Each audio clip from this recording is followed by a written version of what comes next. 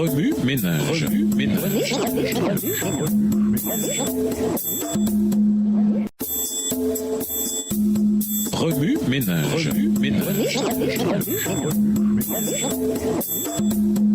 Bienvenue dans votre émission. Remue ménage. Nous voilà à la leçon de mardi, des objectifs à servir. Lisons Matthieu 22, les versets 37 à 38. Matthieu 22, versets 37 à 38. Jésus lui répondit, « Tu aimeras le Seigneur ton Dieu de tout ton cœur, de toute ton âme et de toute ta pensée. C'est le premier et le plus grand commandement. » Révisez votre CV le plus récent. Qu'avez-vous fait? Que dites-vous de vous-même? Comment avez-vous décrit votre but dans la vie? Avez-vous décrit votre gestion chrétienne en termes de satisfaction personnelle ou de service envers Dieu et vos semblables? Peter Block propose une trilogie succincte. La gestion chrétienne de la vie, c'est honorer ce qui est donné, utiliser le pouvoir avec un sentiment de grâce et servir des objectifs plus grands que soi. Honorer ce qui est donné. Cela peut sembler évident, mais le jour de notre naissance, le monde naturel et créé vient à nous comme un don.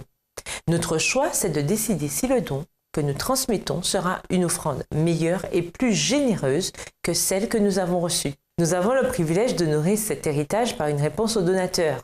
Le don de la gestion chrétienne reconnaît que nous sommes des locataires de Dieu et que la vraie valeur n'est pas monétaire, mais inhérente à notre relation avec Dieu, notre famille et la société en général. Utiliser le pouvoir avec un sentiment de grâce. La gestion chrétienne a pour responsabilité d'utiliser correctement l'autorité et le pouvoir dans les rôles qui leur sont assignés. Conscients de l'empreinte qu'ils laissent sur l'environnement, les gérants chrétiens traitent avec douceur les conflits et les tensions qui ont un impact sur leurs semblables, que ce soit au sein du public, à l'église, au travail ou dans le cadre familial. Ils se demandent constamment « Que ferait Jésus ?» Servir des objectifs plus grands que soi-même.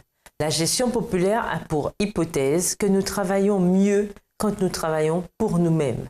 Une croyance dit que nous sommes motivés par la cupidité et l'avarice et qu'on encourage la pauvreté lorsqu'on subventionne les gens. S'il est vrai que les gens sont sensibles aux récompenses, les chrétiens, eux, s'identifient à des objectifs bien plus grands que l'intérêt personnel immédiat.